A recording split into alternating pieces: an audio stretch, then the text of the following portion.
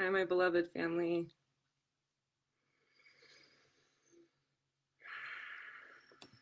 I'm Compassion Mama, angel of radical compassion.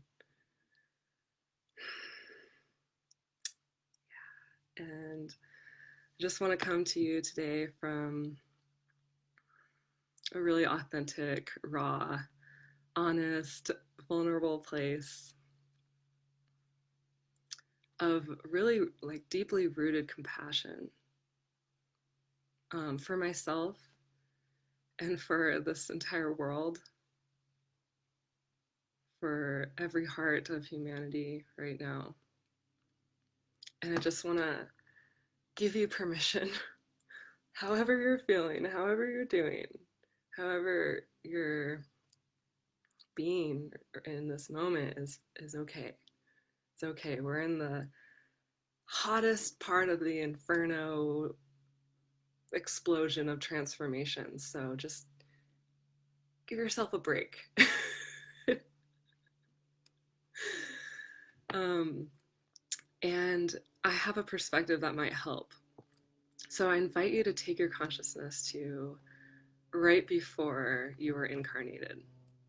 And just imagine that you're in this holy place of light and you're looking upon the planet Earth and you are seeing very clearly the devastation and the sickness, the great darkness that has come over this planet. And in that moment before you're incarnated, all your angels and spirit guides are circling around you to give you this like final blast of like, you got this. We're gonna be with you the whole time. Um, and you say yes, and you choose to, from the incredible knowing of the infinite light of your soul, you say yes, I'm gonna go down there. I'm gonna forget. Probably a bunch of times how powerful I am, but I'm gonna go down there anyway. And so I just want to start this conversation from that place of acknowledging your willingness and the courage of your soul to be like, I know how brutal it is, and I'm going anyway. And thank you for choosing to be here at this time.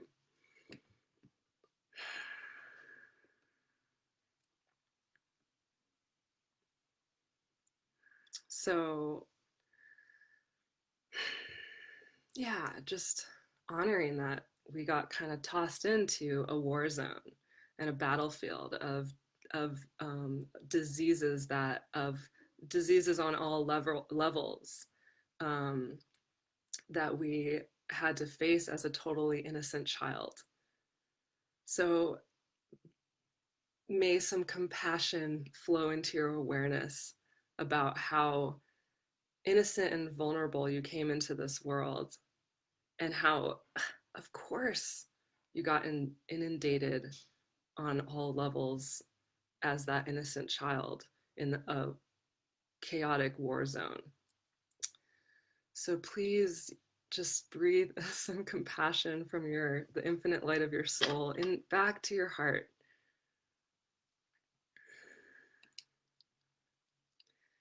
So I was journaling the other morning and I said, when all your fears are facing you dead on,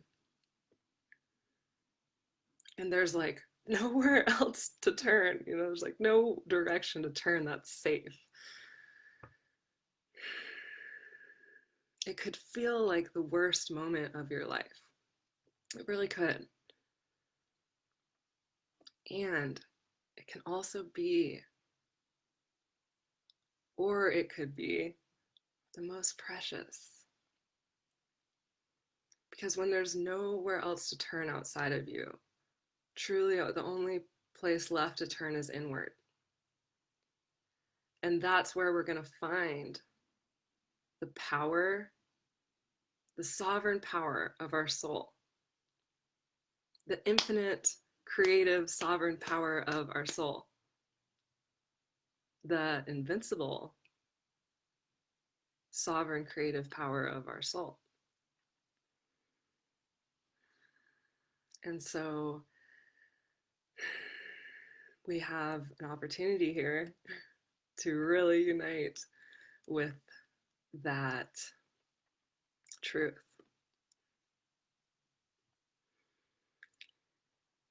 So, like I said, we have been inundated with some diseases, and I want to give an analogy of how I'm relating to the disease of racism within myself.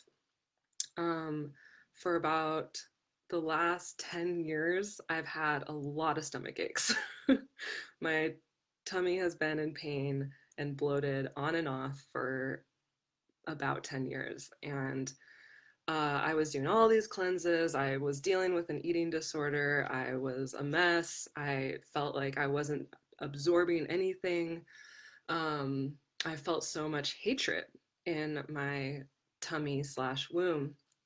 And recently, it was getting so bad. Like my stomach, I thought I was pregnant. My stomach was like so far out, and I was just like, what is going on? And I finally, um, the universe orchestrated a situation where I got to meet up with a healer, and we were able to uncover that I had a parasite, an intestinal parasite. I had a mold infection in my gut, and I had an overgrowth of candida in my gut. Three things that all made so much sense. And I was like, wow, when I found those out, it's like, oh man, I could be like, oh, that's awful, But I actually was like, I was like celebrating.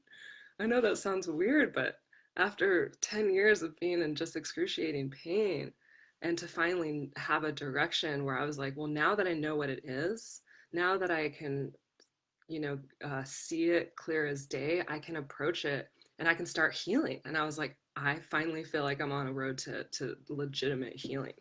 And so if anyone has had a parasite, a mold infection, or any one of these, or candide overgrowth, they know that it takes so much diligence, many approaches, many different herbs, many different protocols, um, to take this disease that has infiltrated your body and sucked your energy and made you hate yourself and made you think you were worthless and unworthy and less than, um, and inferior or superior. Like, like these diseases will mess with the truth of our soul. So if you're in this conversation about white privilege, white supremacy, and systematic racism, it's like, yes, it can be really intimidating to face all those.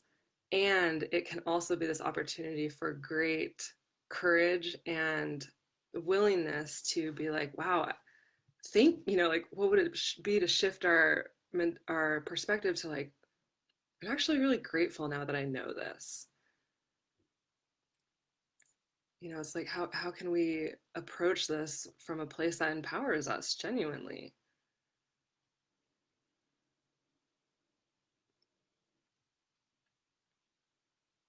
There is an opportunity here, and really what I feel is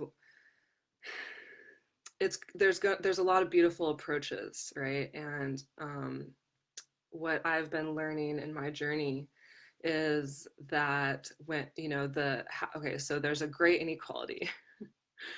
And if we find that we have a great inequality within us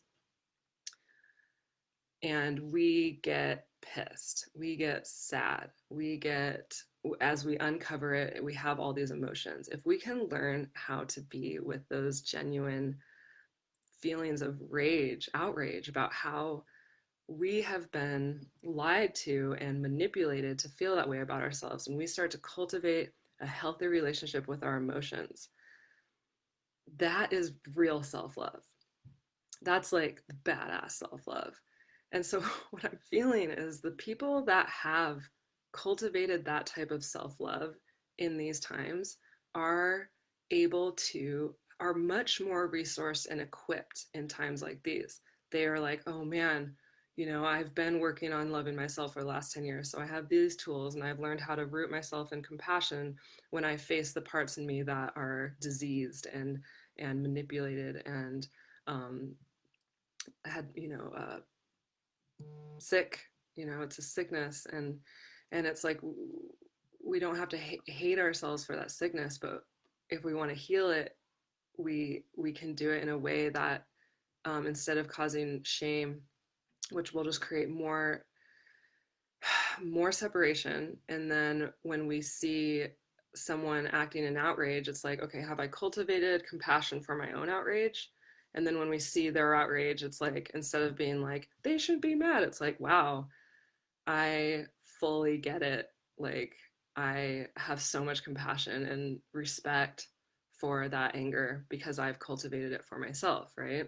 So you see how they relate. So I am a huge cheerleader, coach, leader in the message of self love. And it's like, okay, cool, if you can love yourself when you're feeling great, but can you love yourself in times like these? Can you take care of yourself in times like these? Because you're going to be a so much greater service to humanity, to this awakening, to being of genuine service of bringing justice to all people if you are taking good care of your body, if you're learning how to face, have difficult conversations rooted in deep compassion for yourself and them.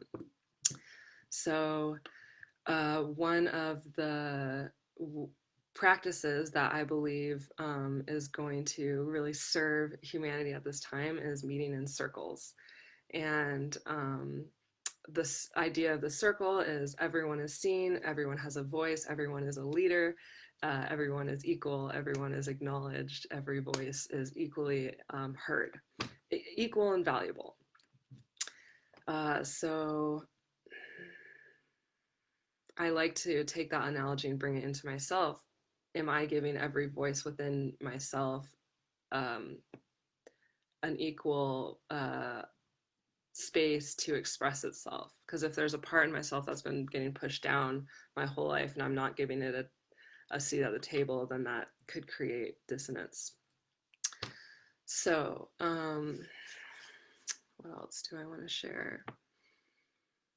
Yeah, okay, so this is actually really important. And so this I'm gonna do this, and I feel that this share is an example of courage and vulnerability and transparency.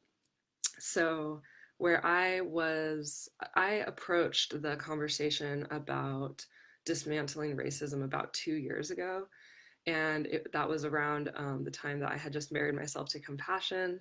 And I was really wanting, I joined an 8-week group and I was really leaning into the conversation, but I was getting really stuck because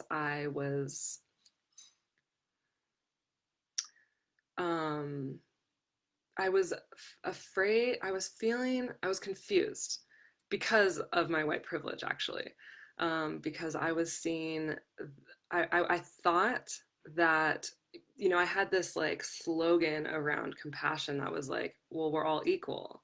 And if we're all equal, then focusing on the separation and the the darkness is not honoring people as equal, which was actually allowing me to bypass the truth that, okay, yeah, we all are all equal, but are we being treated that way? And it's like, well, if we're not, then um, what do we have to do in order to make sure all beings actually are being treated the same?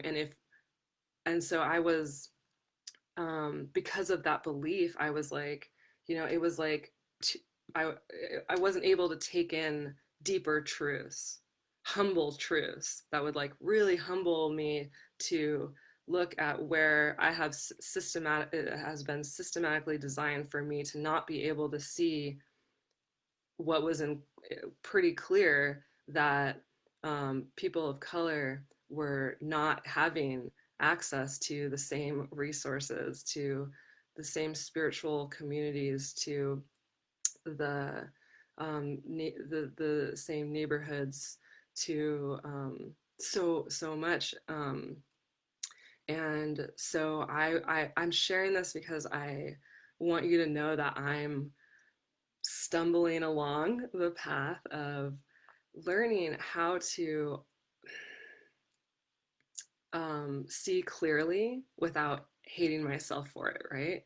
So I can take accountability and show you that it's not that bad. Actually, to be honest, when I start to acknowledge my white privilege, it's not so I can like beat myself up. It's like, wow, I've been blessed in ways that I didn't even realize it.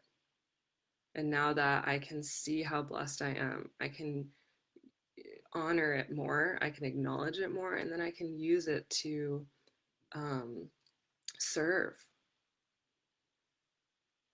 And I can wield that power in a way that serves genuine altruism and justice and equality for all. So it's like, this dismantling white supremacy.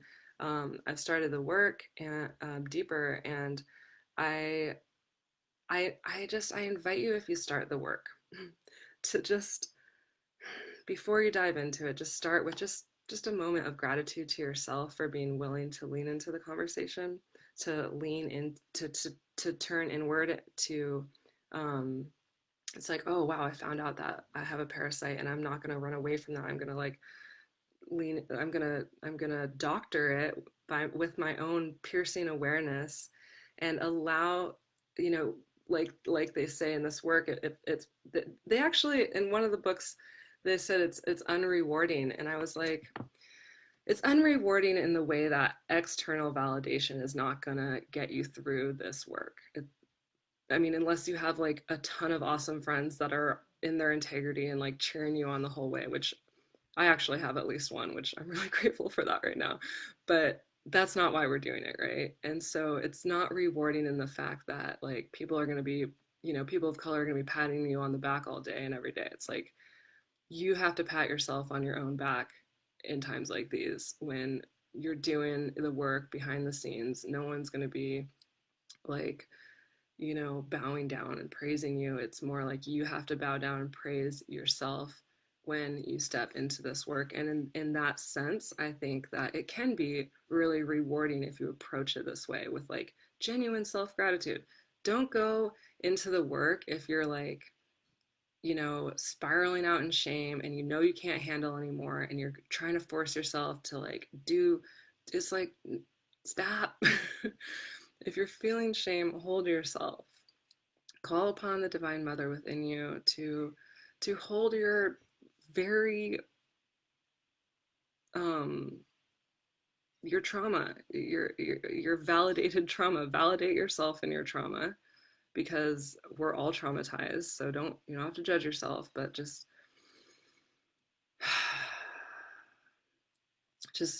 be in that cocoon of compassion for yourself before you try to dive back into the conversation. Take good care of your heart right now. So then, doing this work, it's going to start to build your resilience in the world, right? So when someone judges or teases or mocks or does something that could offend you, by doing this work with compassion, when they do that, you'll be less likely to react, because you've learned how to be kind to yourself in your own healing journey, that you can really genuinely see that they're hurting, and um, and that actually has nothing to do with you. So do you see the amount of opportunity here for us to grow as mature, compassionate human beings? that we were designed to be. We are, I say this all the time, but we are innately compassionate beings. And like, if these times don't wake you up to that, it's just like, I don't know what else it's going to take for us to, you know, to receive the compassion that's pouring through our hearts, the hearts of humanity at this time.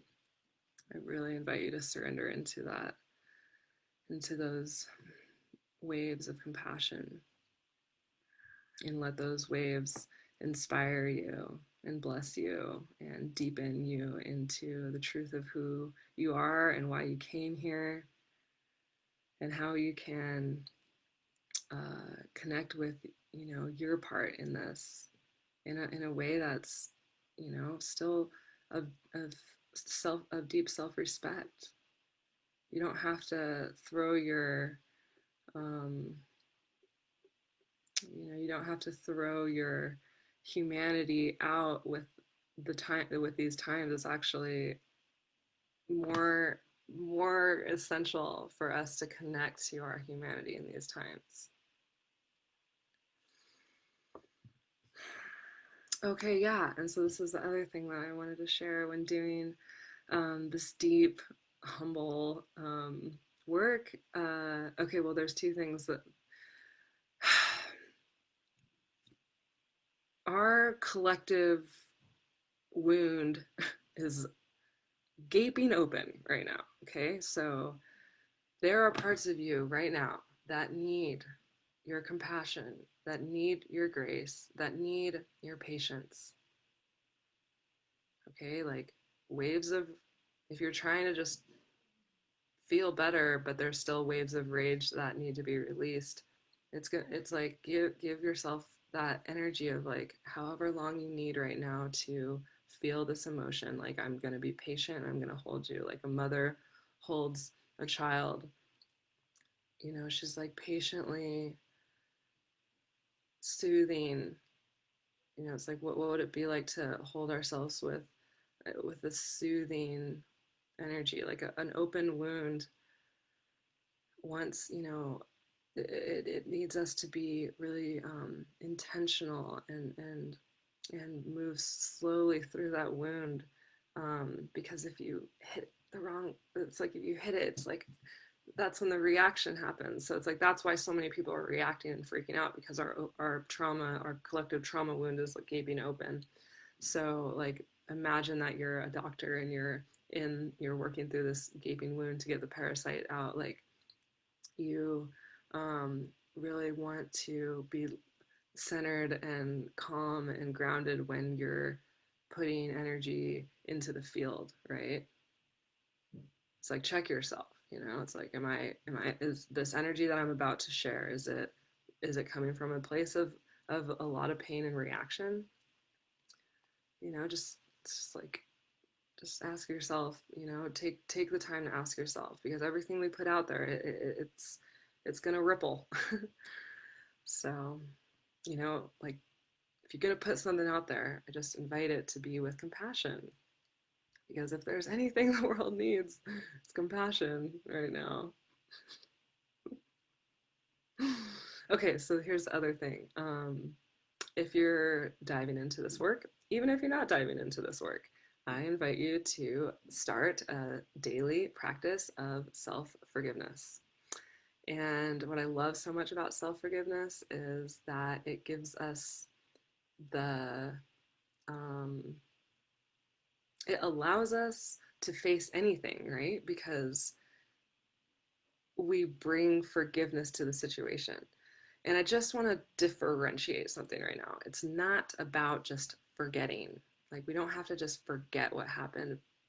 It's actually quite the opposite. It's facing, facing, fully acknowledging all the way. Acknowledge, acknowledge, acknowledge. So you're going in, you're doing the work, you're being like, whoa, this is how I'm privileged. This is how I'm privileged. This is how I'm privileged.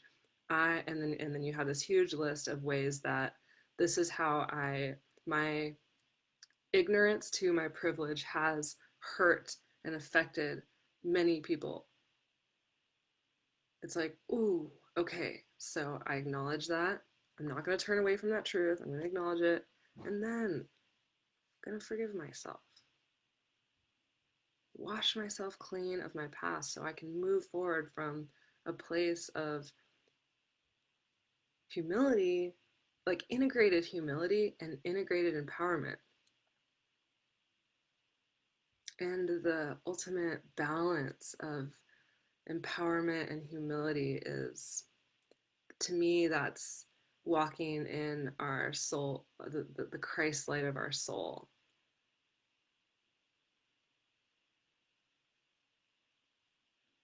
It's like that's where our humanity shines the greatest. So, an example with the forgiveness practice could look like you're going about your day, you find out some, or, you realize that you uncover part of this sickness, this disease, and your go-to is to shame yourself. And you're like, wait, I'm I'm starting my forgiveness practice now.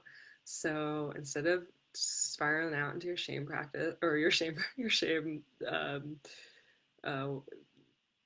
it's like default, like instead of doing that, it's just like stop, hold your heart, like I forgive myself.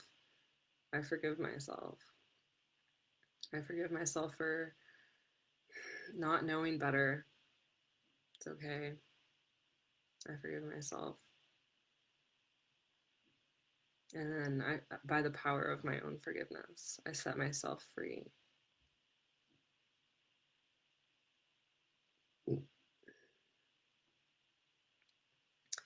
So,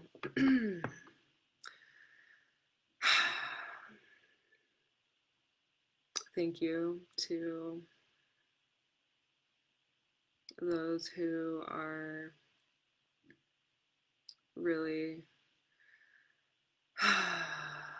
leaning into these times with your whole heart.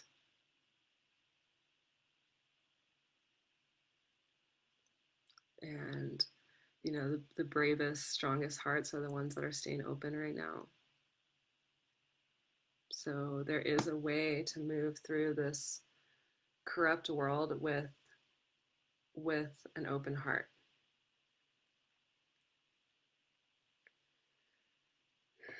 Because if your heart is closed, you're not going to be able to source this world infinite energy of compassion and grace and gratitude and forgiveness. If it's closed, none of that is going to be able to flow. So it's okay to have boundaries. If I had someone mock me on Facebook, and I figured, I love myself, and I didn't feel good. And in the space that I was in, I was like, I don't, that's not the type of communication that I am needing right now. And I just want to honor my own heart and be like, no, thank you. And so, you know, maybe we're really, really sourced and we want to lean into the conversation and explore compassion with them. That, that could be an option, but I had to honor exactly where I was in that moment, where it was like, no, you um, that's not, there's a lot of ways to move forward, and that's not the way that I'm, it's like you either communicate with me with compassion or not. And if you want to keep this dialogue going, then I am requesting that we do it from a place of deep listening and compassion. If if there's like teasing or mocking, then I'm, I'm not interested in this conversation anymore. And I just want to give you the permission to have boundaries as such. So I am cheering you on, family. I really am. I'm offering you so much encouragement to just keep going, even if you're terrified, and just really source yourself with compassion through nature. Breathe with the earth, lay your body on the earth, breathe with trees. Seriously.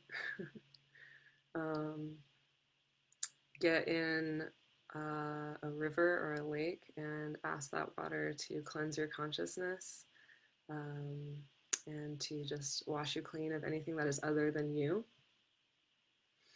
So many tools and ways to love ourselves right now. So please use them. And I love you so much.